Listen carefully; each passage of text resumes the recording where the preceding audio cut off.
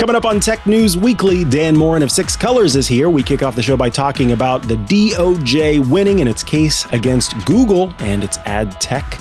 Then OpenAI, rumored to be building a social network. After that, Mark Zuckerberg just couldn't make it happen with the FTC and its own Meta antitrust case. Before we round things out, about ChatGPT being used for reverse location search. It's geoguessing. All of that coming up on Tech News Weekly. Podcasts you love. From people you trust. This is Twit.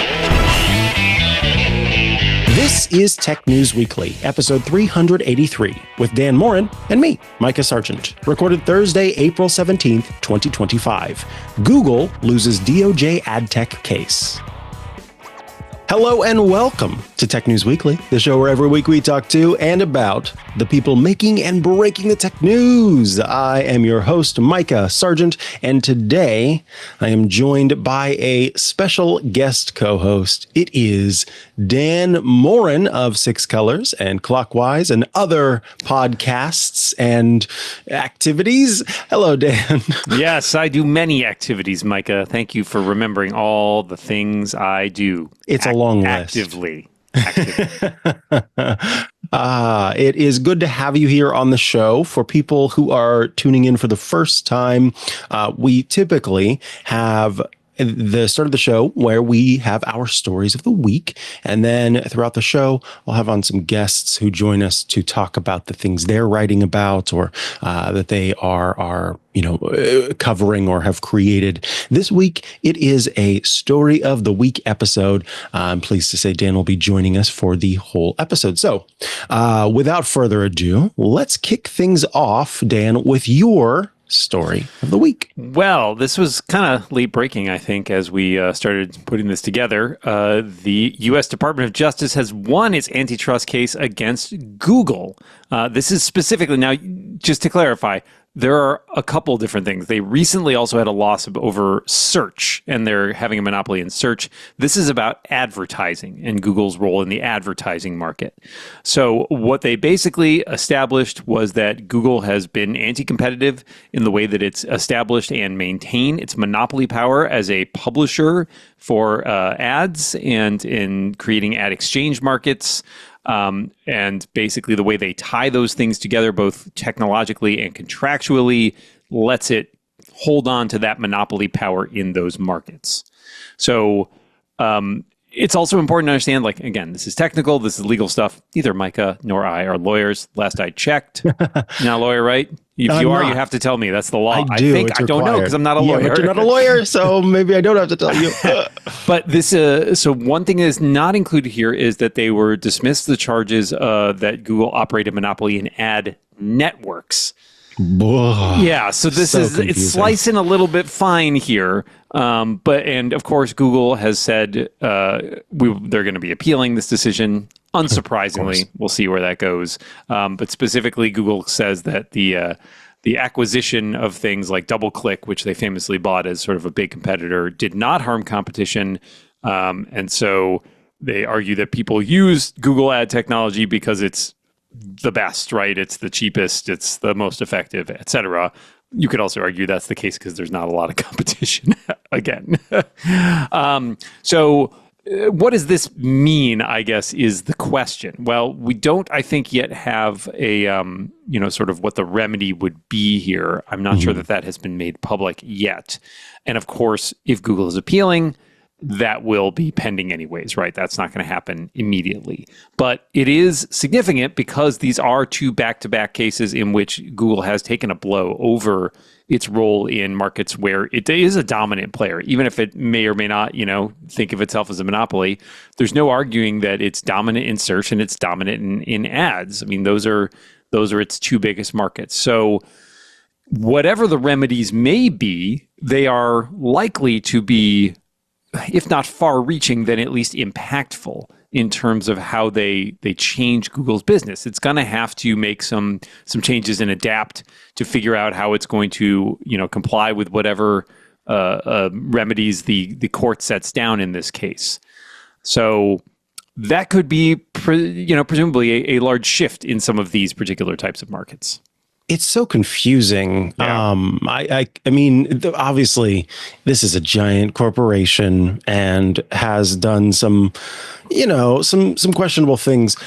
Still, for the people who are involved in this and who have to figure this out and break this all down, I can't imagine. I mean, because as you point out, there's sort of these two areas: the ad network versus the ad publishing. Yeah, the publishing. And so when it's almost like with that, they're saying, we're not going to get you twice, right? You do both. And it's part of the problem is that you do both, but we're going to focus on the one, because if you're able to use the company to buy ads, and then the company also then serves those ads.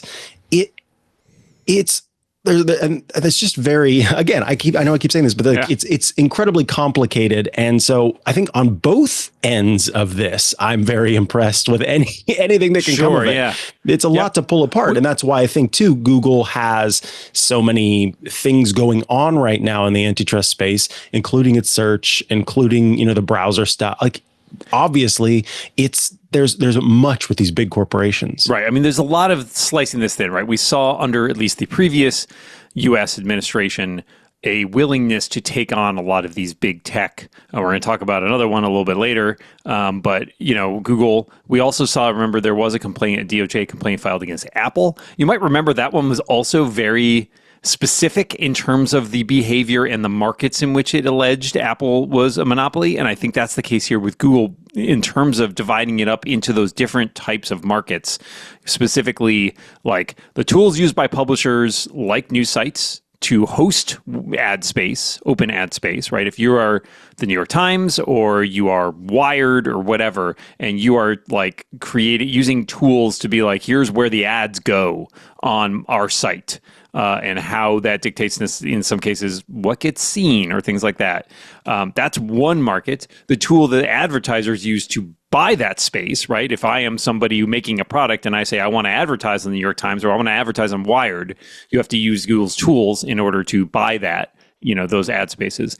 And the software facilitating those transactions. That's largely, by the way, a summary, not very nice summary given by the New York Times.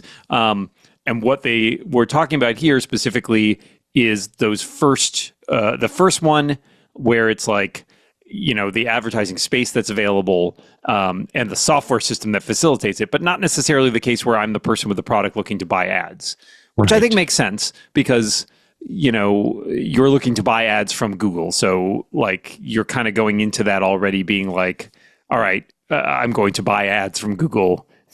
They don't have a monopoly over selling you the ad space that they're providing.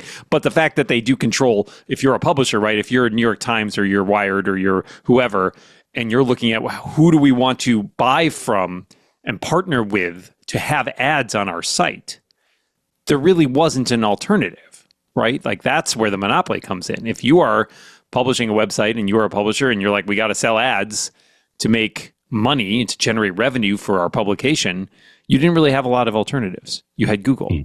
And so that is, a pretty good argument in many of those cases to say, look, there is a monopoly in that market because you really couldn't choose anything else. And so then Google gets to dictate things like ad rates and terms and where things go and the behavior of ads. All of those things let it exercise a lot of power in that area. And if the answer is, if you're a publisher and you're like, we don't like the way that's being done, then your alternative is not go to another vendor necessarily, but not have ads, which is a problem. That's not an option for everyone, for anyone like that. That's part of the sort of agreement with the business is that you are going to tell people about it. And so, I like, there have been times where I have felt of two minds, perhaps, about the arguments being made. And then there are times where it's kind of like, I get it. I understand where this is coming from. And this feels like one of those times. It's I think in part, though, it's a bit of a culture shift, a legal cultural shift, if you will, where there was a time that big tech was getting off the ground in a big way. Yeah. And you did just kind of, you got this and you got that and you built this and it's going, oh, look at this cool stuff we're able to do.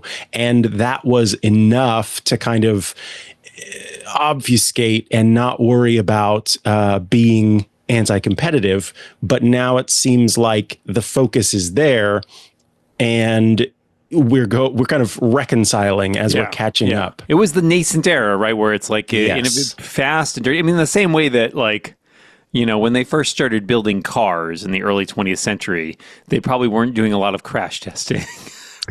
But, you know, they are getting the whole industry running, and then it's only probably later on you're like, maybe we should think about making these safer, right? Like, maybe we should consider whether or not people might die when we crash our cars into one another.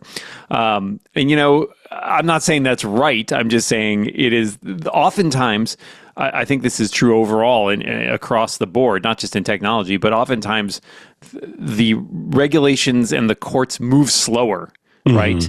Like, things can happen much faster because court by nature, the law is a deliberative, slow thing that needs to examine how things are and the way things are done, and then concoct a strong argument based on sort of like the understanding of these things.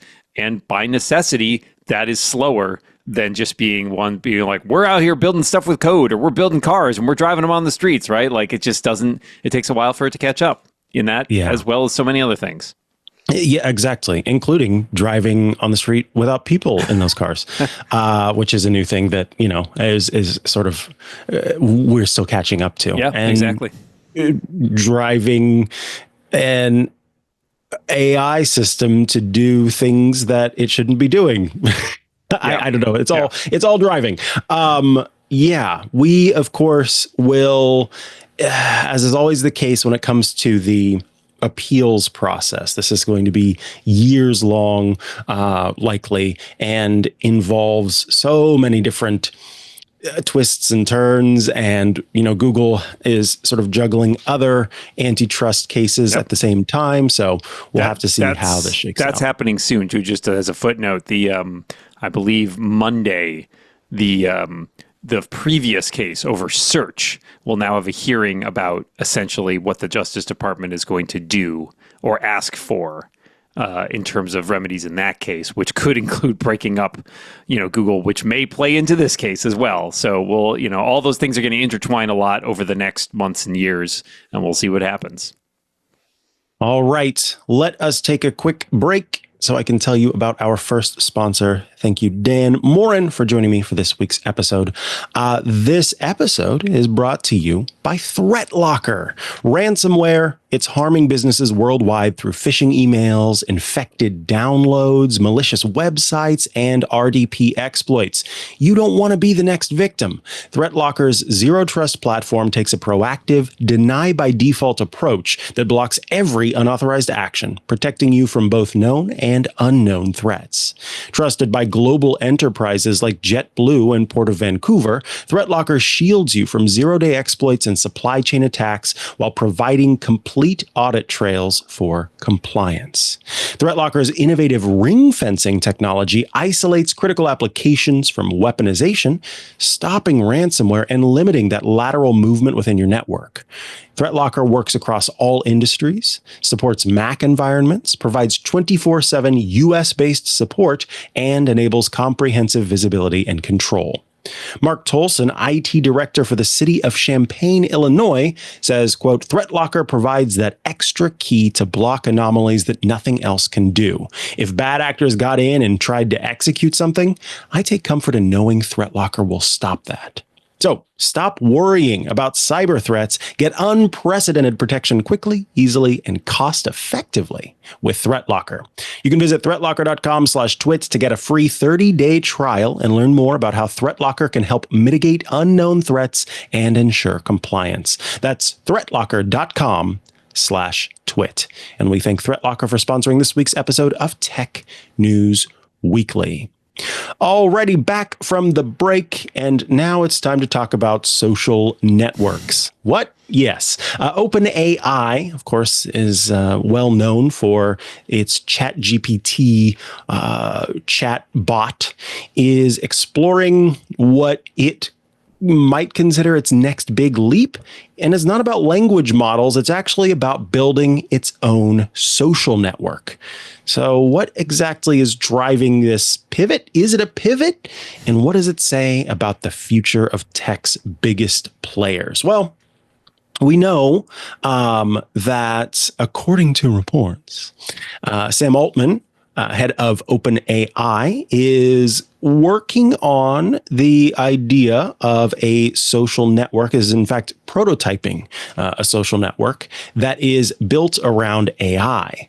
We hear that ChatGPT's image generation is a big part of this social network, and CEO Sam Altman is reaching out to folks and asking for feedback. This is sort of an invite-only kind of a deal where it's not even in beta or anything like that. It's like, hey, friend, what do you think of this?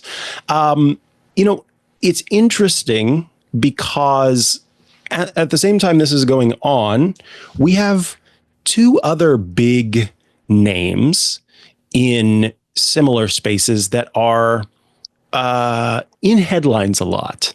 We have Elon Musk and we have Mark Zuckerberg, and each of them owns a social media network. And it just so happens that Sam Altman is also one of those names that is also in the headlines a lot and does not currently own a social media network.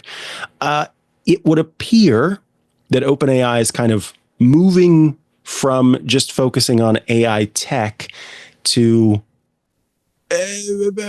diversify, but I wonder if there's something else going on here. I wanted to hear though first, Dan. Yeah. We talked about this a little bit yesterday on our show Clockwise and got a little bit of insight into what people were thinking about it. But with us this being a little bit more roomy, you want to tell me what you're thinking about OpenAI's social media network? Yeah, I think it's worth taking a step back here and asking yourself, why do they want to do this? Mm-hmm. Why does OpenAI, a company that makes AI chatbots and other AI-based technology, want a social media network? And I'm going to give you a hint. It's not because social media is a super profitable, super great business to be in our year 2025. Mm-hmm. It's because it is still an AI company at the base, and what it wants is data. And if you're going to spend your time on social media, that is a lot of free data. I mean, I say this too. We were just talking about Google and advertising, right? And this was always my argument to people who are like, yeah, Gmail's great. It's free. It's like, yeah, it is free. Think about why that is. Why is it free? Think about any of the products that Google gives away for free and why they are doing it. They are not altruistic. Same goes for OpenAI, right? They are not in the business of, hey, we're just here making cool stuff for the world. We don't really care about money. Sam Altman is a billionaire. He clearly cares about money.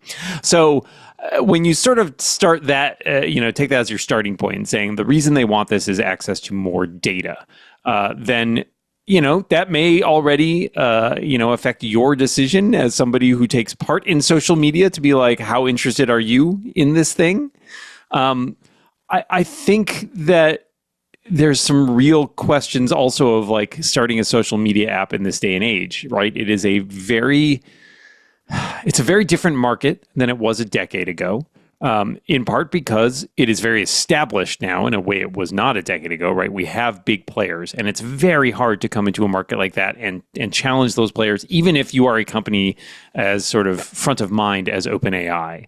The fact that you're going to unseat Instagram or TikTok or X it's a lot. It's a lot to promise and a lot to aim for, and it's also a venture that, in and of itself, tends to be kind of a loss leader, right? It tends to not be a big money maker because you're not charging people directly for it. Usually, you're trying to make some money off the back end, whether it's by selling advertising or, in this case, by using your training data and kind of writing that off by saying, well, we're really improving our main product by using this. So I have a hard time thinking that this will actually be successful, but it is possible, certainly. I mean, like in terms of the way they've talked about, hey, like maybe AI will help people post better things or something. And it's like, I don't know that that's a good argument. And, people talk about Grok, which is, X's AI thing that's been integrated with now and all of that. And this is a competitor to that in some ways. Yeah, I think this is very early days. Obviously, I would be surprised if it actually even makes it ever to a real product. Yeah. But it's certainly not something that I think a lot of people are like, oh, yeah, let me go sign up for that. Yeah.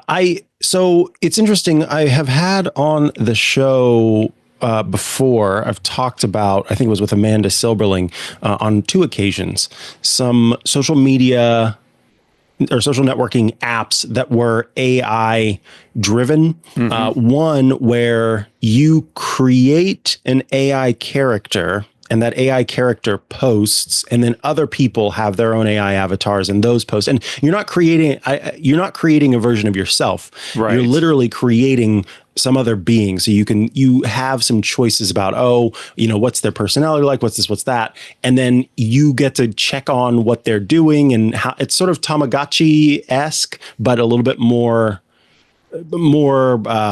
cognitive abilities, I guess. And there was another one where you are a real person, but the site everybody else who you are following and who is following you is just AI. So you basically have your own bespoke social media network where you are posting and it's real, but everybody else who's responding to you is AI.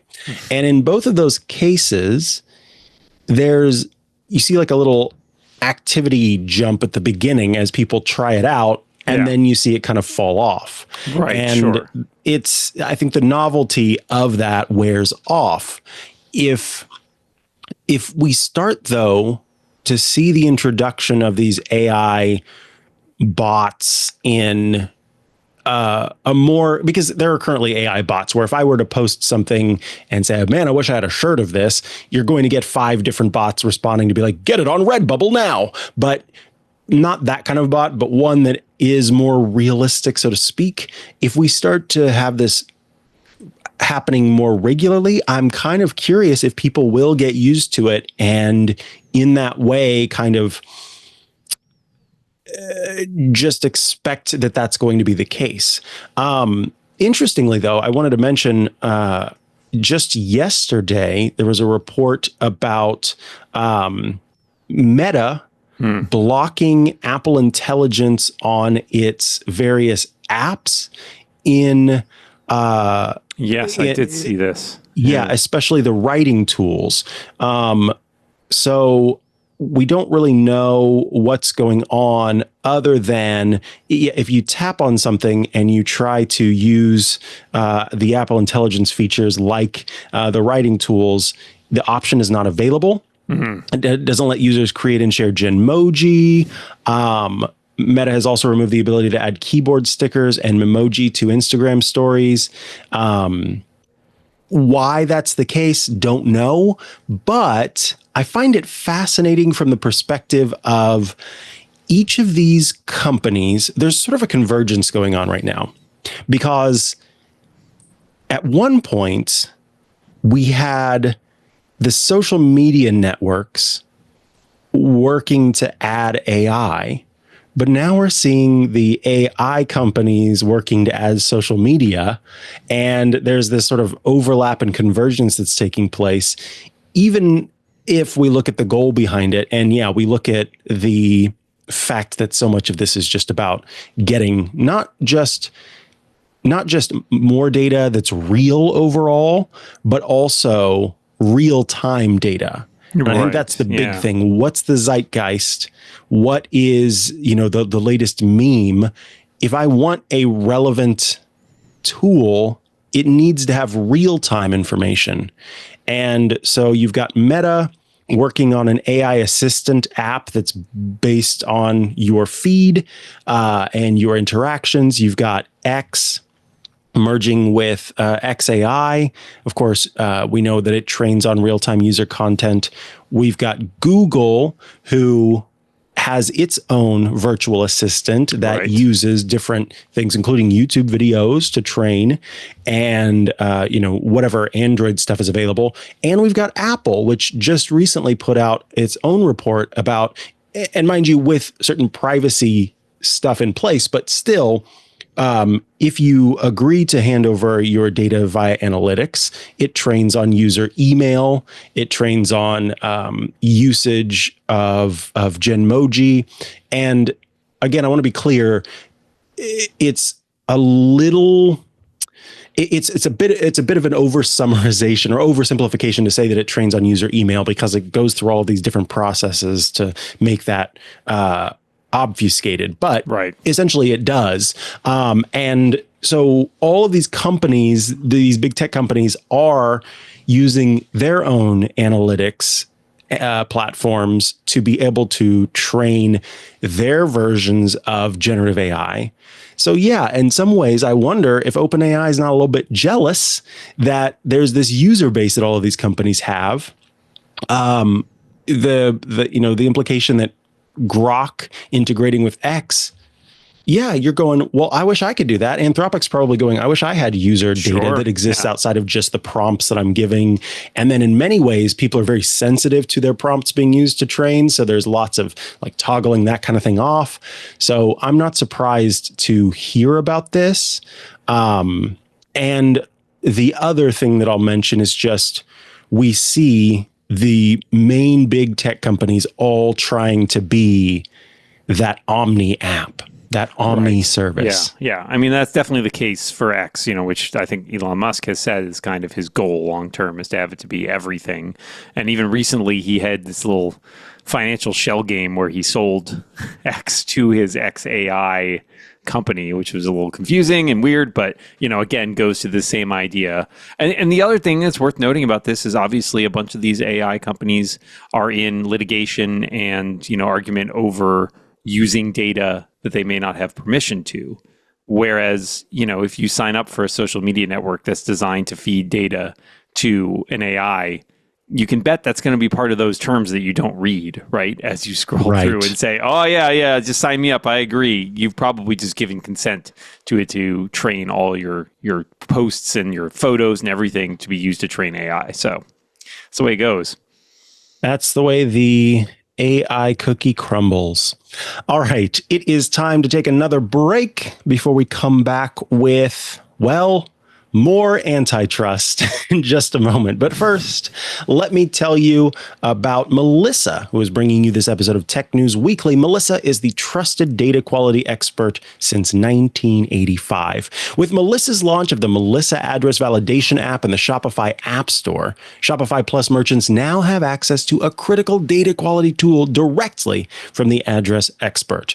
And I'm so happy that that's the case, because I have had my bacon saved by this address validation in the past. And it said, you typed something in wrong. And I said, no, I did it. Oh, yes, I did. And so I got my product when I was expecting. Key features of the Melissa Address Validation app include real-time address validation, so customers are immediately notified, like I was, if the address they enter contains errors or needs correction, preventing shipping delays and reducing return rates. Global reach, the app validates addresses in more than 240 countries and territories, so it's standardized according to local postal regulations. Enhanced address correction, even if Google auto-suggestion is enabled, Melissa's app can correct and standardize addresses, adding missing components such as postal codes and ensuring compliance with local formatting rules. And also CASS and SERP certification. The address engine is certified by USPS and Canada Post, offering reliable validation for North American addresses.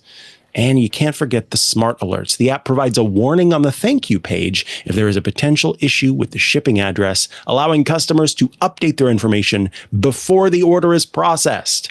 Shopify Plus merchants can easily install the Melissa address validation app to improve customer satisfaction and avoid the costs associated with returns and redeliveries. With Melissa, you get secure encryption for all file transfers and an information security ecosystem built on the ISO 27001 framework, adherence to GDPR policies, and SOC 2 compliance. Get started today with 1,000 records cleaned for free at melissa.com/twit. That's melissa.com/twit. And we thank Melissa for sponsoring this week's episode of Tech News Weekly. All right, we are back from the break, joined by East Coast Bureau Chief of Six Colors, Dan Moren, and it is time to talk more antitrust. Oh, antitrust? good. Antitrust? Antitrust is my mom. Trust. Yeah, my mom's sister.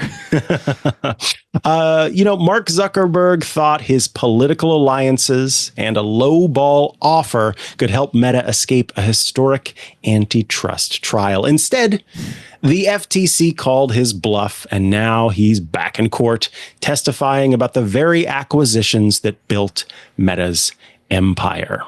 Of course, we know Meta, formerly Facebook, has been embroiled in a trial over the acquisitions of Instagram and WhatsApp, where the FTC says, look, you've acquired two companies that make this space very difficult to thrive in if you are not one of these companies. It was originally filed back in 2020, so it's been going on for a while. It was thrown out, and then it was brought back into reality under Lina Khan's leadership. Now, here's the interest. Well, I guess a lot of this is interesting, but here's here are the details according to the Wall Street Journal. Meta offered to settle this case just $450 million. And maybe that sounds like a lot of money to you or to me, right? But here's the deal. The FTC said, you are going to be paying $30 billion with a B dollars, $30 billion. And Meta said, well, what if we just gave you 450 million of, what if we just did that? Then we heard that Zuckerberg was really cozying up to our current president, leading up to and then following the election of our current president, in the hopes that being friends with the president would lead to some kind of ability to maybe let that $450 million be enough and not have to pay $30 billion. As things started to get a little rocky, and it was becoming clear that the case was going to go through anyway, Meta said, okay, look, we get it, right? We've tried these different things. We've gone to the dinners. We've tried to give you less than half of $1 billion. So what if we just give you $1 billion? Is that enough? No, the FTC said, sorry, no, that's not enough. In fact, fine, 30 billion, fine. Okay, that's a lot, right? We want at least $18 billion, and we want firm restrictions in place. Well, that didn't go through either. So now they're in the trial. And as far as we can tell, the Trump administration has ultimately backed the FTC's position as it stands. And so all of that work and lobbying has not led to the outcome I think that Meta would want. And this goes back to what we were talking about earlier with the previous antitrust conversation, where the culture was once one of, you buy what you want, you get in trouble for it, and then you just settle, and then you move on. And it's shifting from acquire, get in trouble, settle, to companies actually having to answer for the decisions and acquisitions that they're making. It's interesting, though, because, Dan, correct me if I'm wrong, but don't acquisitions have to be approved? Yes. Yeah, absolutely. That is definitely a thing. Yeah. And so it was approved, and now the company's getting in trouble for it. Look, I'm not, to be clear, I think that, again, not a lawyer, but it's absolutely an argument that there's a lot of anti-competitive behavior involved in this. And I'm not standing up for Meta itself. But it is odd that you have to have an acquisition approved, and then yet you can still get in trouble for it. It's like me saying, Mom, can I have a cookie? And Mom saying, yeah. And then later Mom going, you ate that cookie, you're grounded. What? That's just not the agreement I made. That's true. But, at the same time, it's also like, can I have a cookie? And then what if you ate all the cookies? That's true. You'd probably get in trouble for that. You would? I would. And it's a matter of degrees too, right? I mean, I think you're right to a certain extent. Let's also remember that these deals are overseen by government departments that change over time, both in terms of the administration they represent, as well as the people themselves who are at these organizations. So what one incarnation of the FTC might sign off on a decade prior, 10 years later, you might look at it and think, well, maybe that was a bad choice. And, behavior is also part of it, right? Like what they do with it after they've acquired it may influence that, because if they continue having, it's not just the act of buying it that is part of the anti-competitive pattern. Right. It's what you then do to discourage competition in other ways, or to solidify your hold on it, or to lock down or remove things from Instagram, right? That you might have had previously, that it's like, well, we don't want other people to have access to our stuff now.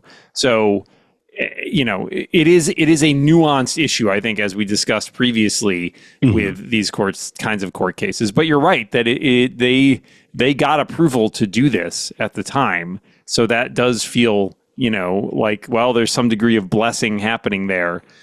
Why is this changed? And the answer is, well, some of it's the world has changed, right? Yes, I think if I was a company that was thinking about making an acquisition, I would just do my best to avoid it if at any time I could end up getting in trouble for it. At the same time, again, you are absolutely right in that it's at the time, right, the approval for this specific thing may have made sense, and it was, not as anti-competitive, and of course the different people that were in charge. But as you point out, the behavior that follows that, to scoop up WhatsApp and Instagram, and to be as big as the Facebook part of Meta is one aspect of that. Another aspect of that is, as FTC Chair Andrew Ferguson said, Meta's power was, quote, on full display in 2020, talking about the company's role in the information during the information that was spread during elections. Right. And so there was that concern as well. Plus, Instagram has been in the limelight for youth health, and Instagram has been in the limelight for algorithmic stuff, algorithmic concerns. I mean, we've also seen Instagram working to compete more directly with TikTok. So there are all of these little bits and pieces that lead up to making it more likely that you're going to get in trouble. But the buy, lobby, settle aspect of the way things once were has changed. Yeah. It's not enough, it seems, to just lobby your way through. And that, I have to tell you, that surprises me a little bit in the current administration, where one thought one could kiss the ring, as it were, and that would be enough to mean that Zuck got out of having to go testify and potentially spend a lot of money. And that hasn't happened. Right. Does that surprise you, or? A little bit, yeah. I mean, because I don't want to delve too deeply into politics, though everything is politics now. Everything is, yeah. But certainly this administration has not seemed afraid of currying some quid pro quo. What's interesting about this particular case is that, as you noted, it dates back to 2020. The very first incarnation of this, that there was a attempt from the FTC to sue Facebook in December 2020, which is the end of the first Trump administration. That lawsuit was thrown out, and then the FTC refiled a more detailed case in late 2021, which is the one that we're now seeing work its way through. So there, and we know that there were indications at the time that part of what spurred that initial wave of attempts to sue Facebook was some degree of feeling aggrieved on the part of the both that administration and more generally this idea of sort of censorship, quote unquote, put that in quotes for reasons, of right-wing viewpoints and things like that. And that has certainly come up a lot in sort of congressional hearings and the likes. So even with the currying of favor from Zuckerberg to the Trump administration, it does certainly seem as though maybe there's still some latent antagonism or latent, feelings of being treated poorly that they're going to keep going. But it does, it does surprise me. We've seen other cases that essentially were being prosecuted under the previous administration that have just been abandoned or thrown out because the current administration, it does not behoove them, or so they believe. Right. And so maybe part of this was too far along, or maybe part of it is just that the current administration likes the fact that gives them leverage over a company as big as Meta. I mean, that is not a thing you can discount either, that having them on trial very publicly and with big stakes does give them a lever to press in terms of getting what they want out of that company. Big, well done steaks. Yum, yum. Yum, yum, with ketchup. All right, let us take a quick break before we come back with the final story of the week. Again, before we go to that break, this is always a matter of where will it end up? And so we can't know that yet because there's always the process and the back and forth. We've had some great antitrust journalists on the show in the past, and I plan to have them on again in the future to talk about where things do end up. All right, let's take that break so I can tell you about Delete Me, who is bringing you this episode of Tech News Weekly. If you've ever wondered how much of your personal data is on the internet for anyone to see, well, let me tell you, it's probably more than you think. Your name, your contact info, your social security number, your home address, even information about your family members. It's all being compiled by data brokers and sold online. Anyone on the web can buy your private details. This can lead to identity theft, phishing attempts, doxing, and harassment. But you can protect your privacy with Delete Me. I, of course, am a person who exists publicly, and being in some level of the public and out there, I do have to think about, my online security. Well, that means that if I'm thinking about my online security, it's likely that my personal information is out there for people to find, or at least it would be. But that's why I recommend and use Delete Me. Delete Me is a subscription service that removes your personal info from hundreds of data brokers. You can sign up and provide Delete Me with exactly what information you want deleted, and its experts take it from there. Delete Me sends your regular personalized privacy reports showing what info they found, where they found it, and what they removed. And Delete Me isn't just a one-time service. Delete Me is always working for you, constantly monitoring and removing the personal information you don't want on the internet. I went online to Delete Me and set things up, and I immediately you say, this is who I am. These are the things that you need to know about me. They get to work. Suddenly I'm seeing the stuff that's been online, and I'm going, what in the world? Why is that out there? Having been public and sort of having an online presence since 2011, 2012, I have in the past had individuals that were creepy, reaching out to me and finding out information about me. And I wish at the time I had a service like this. And it's really nice now to have this service and say, not only am I keeping my information offline as much as possible, but I'm also protecting my family, making sure that they are not linked to me as well. To put it simply, Delete Me does all the hard work of wiping your and your family's personal information from data broker websites. You can take control of your data and keep your private life private by signing up for Delete Me at a special discount for our listeners. Today, get 20% off your Delete Me plan when you go to joindeleteme.com/twit and use the promo code TWIT at checkout. The only way to get 20% off is to go to joindeleteme.com/twit and enter code TWIT at checkout. That's joindeleteme.com/twit, code TWIT. And we thank Delete Me for sponsoring this week's episode of Tech News Weekly. All right, we are back from the break, joined by Dan Moren, and we are now talking about a new trend over in AI land. So OpenAI, least favorite theme park, Mikah. Yes, it's you to know. None of the roller coasters actually connect. Sometimes you just go when you're in that roller coaster and it just goes, there's no more rails. You just go. It's so dangerous. It's so Sometimes dangerous. there are 3 different rails where it should only be one. It's a nightmare. So over in OpenAI land, OpenAI announced its newest AI models, o3 and o4-mini.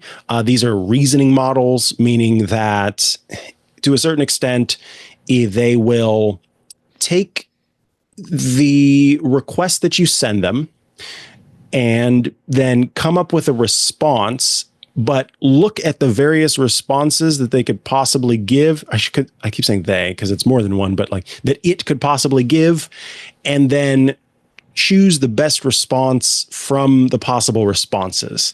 That is, again, a simplification of the reasoning aspect of it. But along with being able to reason, it is also able to use all of the tools that OpenAI provides, the searching the web tools and the image integration. And there's a sort of trend going on, and I'm going to keep calling it a trend because of something that Kyle Wiggers of TechCrunch has pointed out in Kyle's article that I'll talk about in a minute. But it essentially has resulted, I don't know if you've ever seen the wonderful and terrifying videos of people doing what's called geoguessing. Mm-hmm. But essentially, for anyone who doesn't know, someone will take kind of an obscure photo of themselves or a scene, and they'll send it to one of these people who kind of specializes in geoguessing. And that person uses clues from the photo. Maybe it's a cup with a logo on it, or it's the way that where a tree is placed next to a building, or a license plate that's just out of frame, or is barely in frame, whatever it happens to be, to figure out where that person is. Well, people are taking obscure photos and uploading them to O3 and saying, GeoGuess this. And it is coming up with pretty good answers. In fact, in the cases that are shared, it is correct in those cases. And this can be as simple as a photo of let's see, it was a photo looking out a window, and the person seems to be kind of sitting at a table, and there's a coast nearby, and they correctly guessed that this was a person sitting in a Ritz-Carlton in California, Salt Creek Beach, and talk about like all of the different information regarding that. Now, some people might go, wait, maybe the AI is just looking at the EXIF data. No, that is not the case. The folks are stripping out the EXIF data before they upload it, and it is able to use all of the different tools to do this. Now, here's the part where I want to make something clear. When we talk about this being a trend, it's not necessarily the fact that it's O3 is so much better at doing this, so much so that it is just people thought about doing it with this and then it caught on. Because TechCrunch ran some tests using the current GPT-4o, the model that has been around now for a while that lets you be able to use photos and do the image reasoning capabilities, or excuse me, without image reasoning capabilities. And it was still able to arrive at the answer in many of the cases. And sometimes it did it faster than O3 was able to do, which has a lot more going on. The reasoning models take longer because, again, it's looking at results every time and then kind of reasoning down what's the best answer from there. So stalkers may have been able to use this kind of a thing for a while, and it just happened to catch on with this latest model because people are going, oh, now it can reason with images. Maybe it's able to do something with that. I wanted to ask Dan, have you heard about geo-guessing and kind of what are your thoughts on this as it starts to become apparent that we do have a sort of multi-tool in our pocket for so many different things that are sometimes a little bit scary? Yeah. I'm familiar with GeoGuessr. I haven't spent a lot of time with it, but I've checked it out in the past. This kind of thing, I think there's also some degree of this where this kind of thing felt like it used to be purely the province of humans, right? Like I was looking at an example of like taking a picture, somebody posted it, took a picture of in a library of some books, and it figured out where. And that like seems bananas on the face of it. Like, how could you just take a picture of some books and know what library it's in? But the answer was because it had the little labels on the side from the collection, and they were labeled in such a way that it could decipher what it was. So when you think about things like that, you're like, oh, well, that's kind of obvious. And this used to be the province of people, right? People, you think of this in like detective novels or, movies when people are trying to track down where something is, where is this picture taken, or what's that audio in the back of the phone call that lets me figure out where this person is calling from. It's no surprise then that there are tools that can figure this kind of thing out, but it is certainly something that should be sobering to people, right? Because I think it drives home the idea even further that I wouldn't say like don't share anything online, right? Like that's an extremist point of view, but I think it reminds you to think very carefully about the things you share online and where and how you share them. Because as they point out in this TechCrunch article, sure, you might send something via Snapchat or a Instagram story that's time limited and maybe even only sent to certain people, but that can be screenshotted and uploaded and shared in other ways, right? Or it can even, what we used to call the analog hole, which is, take a picture of it with another phone or another device, right? Like it's very hard once that data is out there to ensure that it can't be misused. And so it becomes then an issue of really being selective or willing to be okay with those consequences and realizing like, look, I'm posting a picture of myself on vacation or something like that. And I know that it may be obvious from this. Heck, I may share with you where this picture was taken. But being aware that certainly obscurity is not necessarily enough to protect information that you want to protect. And in some ways, I think that, like I said, in some ways, I think this is good because tools like this have been around, or less sophisticated methods of doing the same thing have been around. And so we have all gotten very accustomed, I think, to sharing a lot of information about ourselves publicly. And this is a reminder that these tools are only going to get better at sort of tracking down this stuff, and that what you think might be if not private, then at least a, concealed piece of data may not end up being that private. Yeah. And ultimately the fact that, for 20 or so bucks a month, people have access to this tool where before maybe you did have to hire a PI or something. You pull out your phone and the person that's being targeted is suddenly more available because they decided to share a photo of themselves on social media. Anthony Nielsen did a little test in the chat and posted a photo in Mendocino and said, "Can you guess where in the world this is?" It responded, "This looks like the town of Mendocino, California, on the Northern California coast. The image shows wooden buildings, coastal architecture, and what appears to be the Mendocino Volunteer Fire Department building on the right side in red and white." And then said that the church-like building with a tower on the left is another recognizable landmark often seen in photos of Mendocino. And I can't quite tell, what is on the fire department building, Anthony? What is the actual text on that? Because I'm curious. Yeah. Okay. And Anthony says I can't even read it. Yeah. And that's interesting too, because if it's pixelated, it's still able to kind of pull that apart. Right. Well, that is a thing that is certainly possible in a lot of cases. It can kind of reconstruct that. It's much better at that than a person is going to be. Absolutely, because that is also part of how it does image generation, is right. Like from a blurred blobs made into reality of a sort.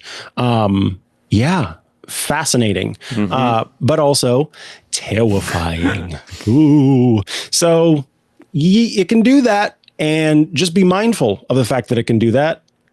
And but this is the hard part, right? I don't really have advice to offer other than don't share your photos online, which just seems like, I don't know, that's obvious. It's an obvious thing to say, but it's also kind of a ridiculous thing to have to say. But if that's the only way to avoid stuff like this, then that's the case. The other part of this, before we put a wrap on this episode, is I think about when Apple came out with AirTag, and those AirTag devices were little Bluetooth tracking beacons that can sort of piggyback off of the huge network of iPhones, iPads, Macs that are all over the world. And so it creates like this instant tracking network to find an item that you've lost. Great. However, upon the introduction of it, there was a lot of blowback from people who are advocates for those who are victims of stalking and domestic abuse. And Apple, within weeks, had a response and updates to its technology to answer the concerns therein, and then continued to work to make that better and continued to consult with advocates to make the technology better, while also bearing in mind that up to that point, there were many other tracking devices on the market that arguably had the same concern, paired with the fact that you could go to Amazon and type in cellular GPS and get dozens of results for little trackers that can do that. Sure. My point is, the company heard that this was an issue and then worked to correct it. And I don't see OpenAI, based on what we've seen thus far and its behavior thus far, being a company that will respond in such a way. I don't think they have that concern. I think this works as designed for them. Isn't this cool that it can do this? Mm-hmm. Yeah. And that's upsetting. Sure is. And that makes me feel a little powerless. But I don't know. I guess X at Sam Altman with your concerns. Maybe that'll do something. I don't know what else will. Because it's enabling some arguably dangerous things.